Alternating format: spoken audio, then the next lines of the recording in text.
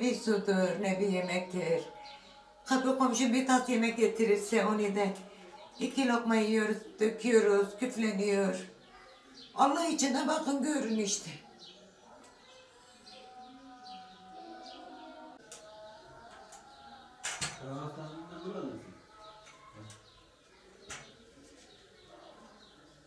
Lambalar yok, ceyran yok, bir şey yok. Gece kalkıyorum, düşüyorum, namaz kılmaya kalkıyorum, düşüyorum. Yolumu göremiyorum.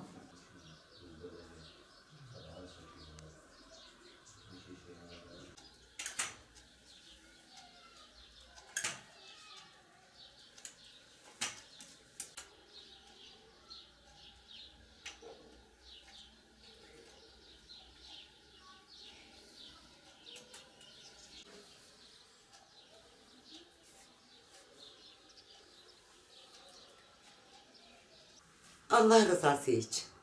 Bu Ramazan hatırına. Ben bütün Batman'a sesleniyorum. Batman halkına sesleniyorum. Valiye sesleniyorum. Belediye başkanına sesleniyorum. Bu Ramazan ayı bana el uzatın. Karanlıktayım. Ben 4-5 sene ben evde değildim. Benim kızım evin içindeydi. Bu ceyrani ben yapmamışım. Allah da biliyor. Benim haberim yoktu. Gizli yakalanmış bu kadar bir miktar parayı birikmiş, içinde faturalar gelmiş. Benim haberim yok. Ben eve geldikten sonra benim haberim bunlardan oluyor. Benim ceyranımı kesmişler. Allah rızası için. Ben bütün iş adamlarına, belediye başkanına, sayın valiye, emniyet amirine kadar bana el uzatın. Beni bu karanlıkta çıkarın. Bu dünyada karanlıkta kaldım. Ramazan ayıdır, mübarek aydır. Hayırseverler çoktur. Allah peygamber aşkına beni bu karanlıkta çıkarın. Her tarafım kırılıyordu. Yolumu bulamıyorum.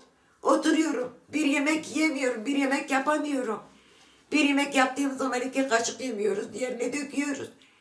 Kapı komşu bir tas yemek getirirse onu da 1-2 kaşık yediğimizde döküyoruz. Küfleniyor. Kaynıyor. Buzdolabı yok, ceyran yok. Oğlum elbiselerimizi millete götürüyoruz, yıkatıyoruz. Bir şirindak vardır, onu da milletin evine götürüyoruz. Sabahtan akşama kadar onların evinde kalıyor. Dolması için. O gece onunla beraber mumlarla yaşıyorum. Her gün 1-2 milyon, 3 milyon mum alıyorum. O mumlar da bir evi yakar. Düşerim üstüne düşerim, ben yanarım. Allah rızası için. Bir engelli maaşım var. Ben onu da geleceği bir fatura 100 milyon harcayacağım. 100 milyon da dedim taksit vereceğim. 200 milyon. Benim oğlum o da cezaevinde yeni çıkmış. O da kafayı yemiş. O da benim boynumda. Günde 2 paket sigara istiyor. Alacağım 700 milyon paradır. Ben nereye vereyim? Bu ev de benim değil, devletindir.